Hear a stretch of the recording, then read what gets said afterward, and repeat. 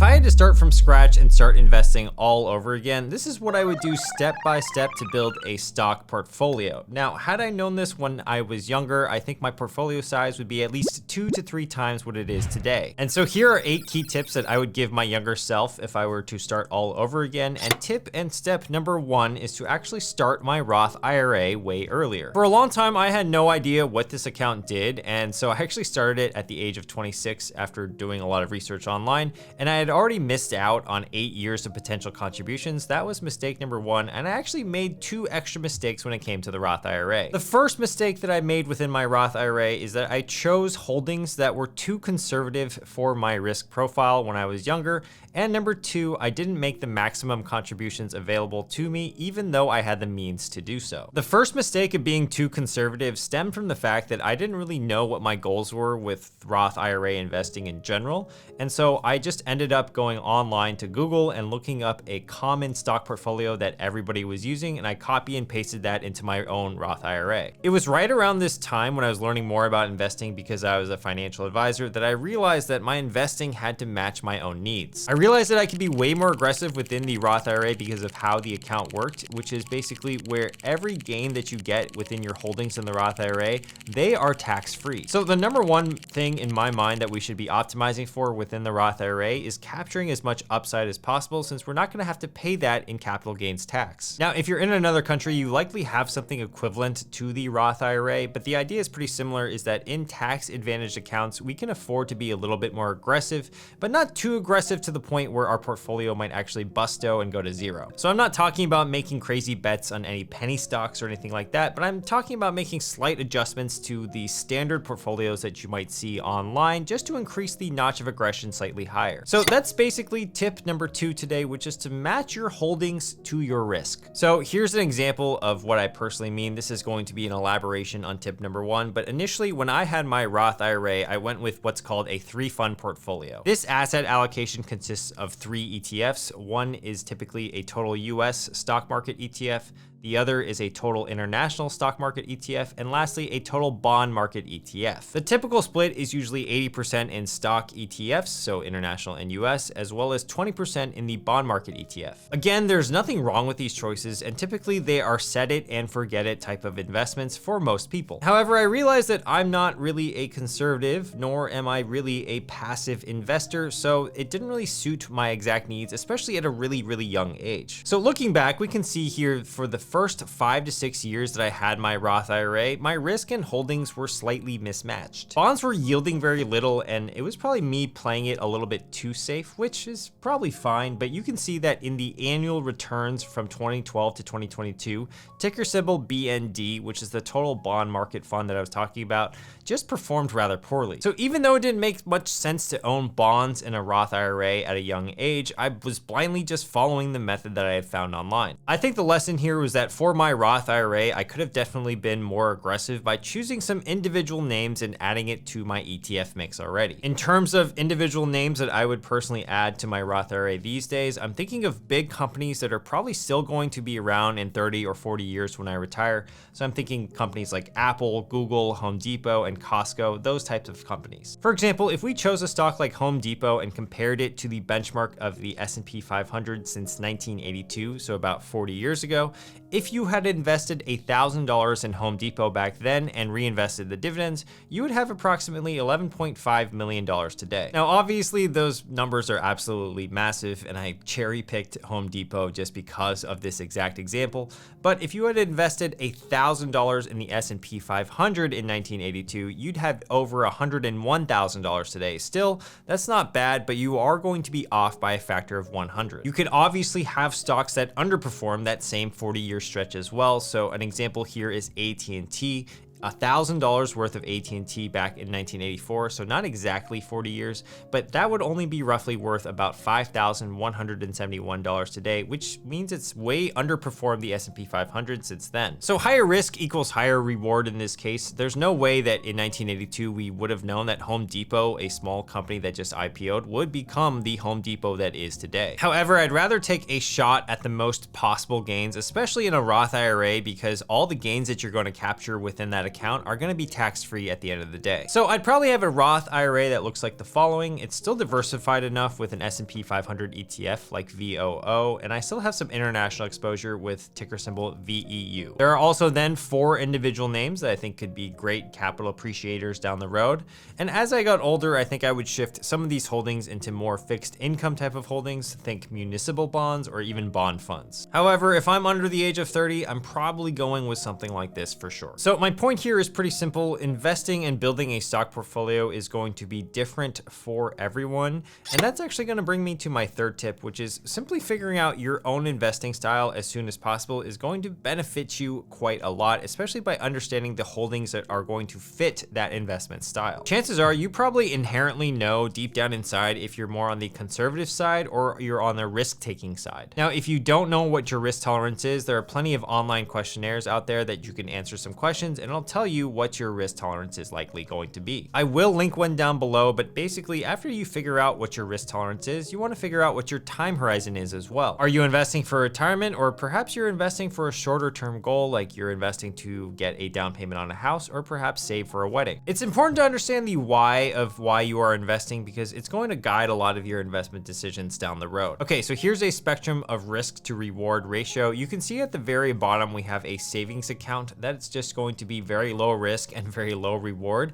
And hopefully that savings account is just liquid money sitting in a high yield savings account so that you at least get some interest on it. You can see that as we go along the x-axis into the risk section, that government bonds and corporate bonds do show up, and then US stocks and international stocks are on the riskier section, but they do give you more of a potential reward. The point of this graphic is just to show you that different investments are going to suit different people, and you can tailor your own stock portfolio with these different types of investments that you gravitate towards. That is something that I wish I knew sooner, which is to pick investments that suit my needs, and that's kind of what I've already talked about in tip number 1, as well as a little bit in tip number 2. Okay, so tip number 4 is to figure out what type of accounts you actually want to invest in. When I was starting out personally, I had a really small 401k, I had a Roth IRA at the age of 26, and I also had a taxable brokerage account. Now, every time I got my paycheck, I wasn't really too sure how to distribute that among those 3 accounts that I had. I was asking myself, should I just put it all in the Roth IRA? Should I still contribute to my 401k, or should I just have all the money in a taxable brokerage account so that I could have access to it at any time?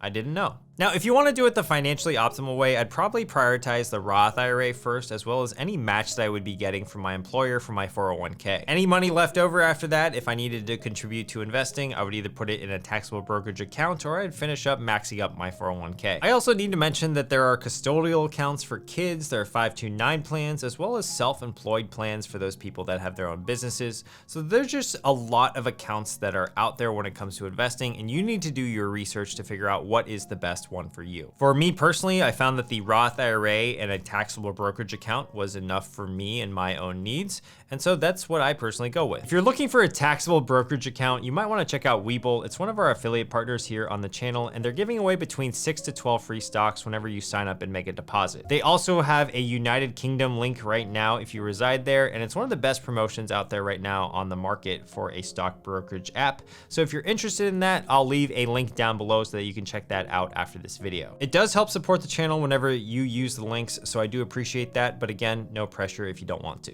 Tip number 5 is to contribute more to your retirement account, especially in a 401k. Now, when it comes to the 401k, we know that the average contribution rate in the United States is between 6 to 8% per paycheck. That's across all age ranges, and in fact, by the time you're the age of 55 to 64, the average 401k balance is about $256,000, and the median is just around 87k, and I don't think that's just enough money to retire these days. Looking at these statistics earlier this year, most people expected that they needed about $1.3 million to retire, yet most people don't even have about 1/10 of that actually saved. If I could do it all over, I would probably aim to increase my saving and contribution rate to closer to 10 to 15% of my gross paycheck. Starting from a really young age and just sticking with an S&P 500 low-cost index fund will probably get you a lot further than the average and the median balances in the United States right now. You can also invest in what's called a target date fund. So those are the funds that usually have a year next to it or corresponding to it.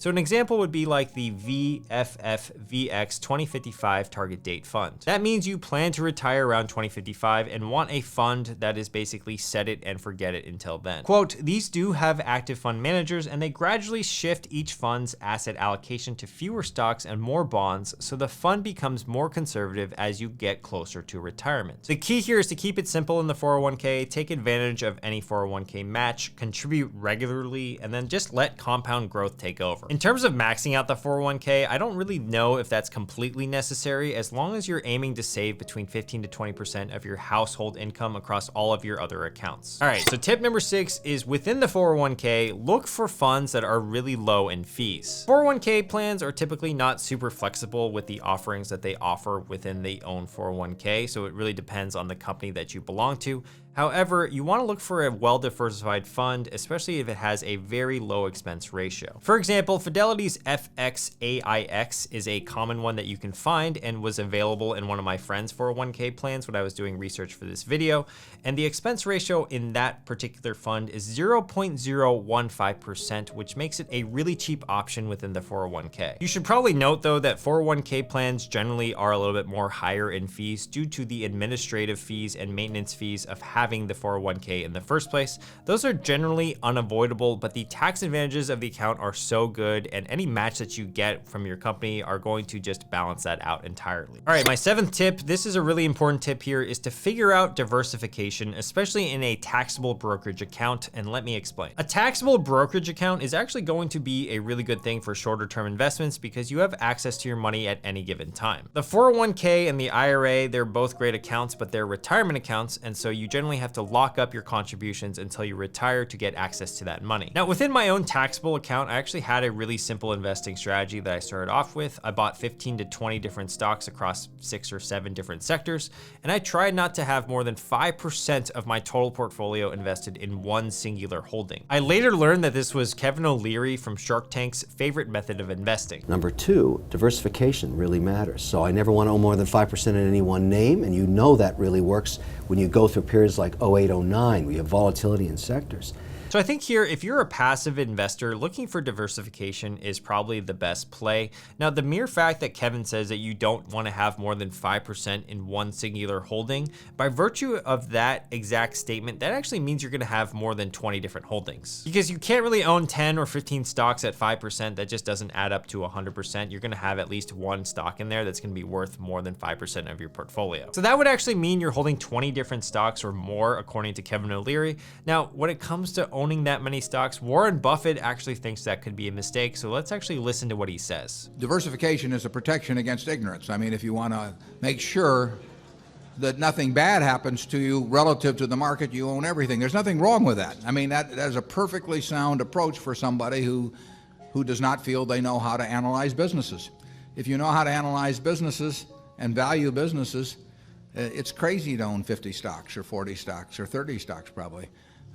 Because there aren't that many wonderful businesses. He makes a really compelling point here, which is that if you really understand what you're investing in, it's going to be impossible to diversify too much. However, he does say that it's a perfectly good approach, diversification, for those that don't want to be a really big active investor. So really the summary here is from these great investors is that if you're a passive type of investor, diversify, there's nothing wrong with that. If you're an active investor, you can be more aggressive with certain names, especially if you're willing to put in the research and take on that risk. Tip number 8 is not really a tip, it's more of a guide or a resource matrix that I created here that you can reference if you're looking for a general guideline of what you should be looking at in your potential portfolio. This is very general, I must say that again as a disclaimer.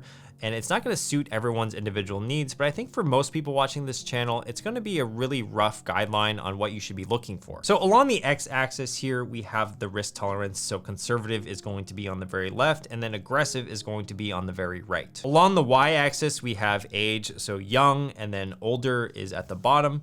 I'm going to define young as anyone who has 35 to 40 years left until retirement age. Basically, you're the age of 35 or younger as of right now. I'm going to define older as anyone nearing retirement in the next 15 to 30 years or even sooner than that. And if you are going to be retiring sooner than that, then take this entire matrix and just err more conservatively. So in the top right quadrant here, if you're young and aggressive, we can look at these potential holdings within your portfolio. You can go all ETFs. You can do a 90-10 split, so 90% stocks, 10% bonds, or you can go full ham mode and just go 100% ETF stocks. If you'd like, you could add some individual names or any combination of the above. You could also invest in different types of alternative assets like real estate, perhaps a small position in crypto, but I would not say you should have more than 5% of your total portfolio in crypto. So that's if you're young and aggressive. If you're young and conservative, you might look at target date funds. Those are pretty reasonable for most people. You can also go with an 80-20 split of stocks and bonds in your own portfolio, or a 70-30 split of stocks and bonds. These stocks and bonds could be ETFs, or they could be individual holdings if you want to be really active. You could look at things like the 3-fund portfolio, but ideally when you're young, you're just really focused on capital preservation if you're young and conservative, and you're really focused on increasing your income. Moving right along here, if you're older and aggressive, so the bottom right quadrant here, you're probably looking at a stock portfolio split of 60-40, so 60% stocks and then 40% bonds, and these can be ETFs as well, or you can go 50-50.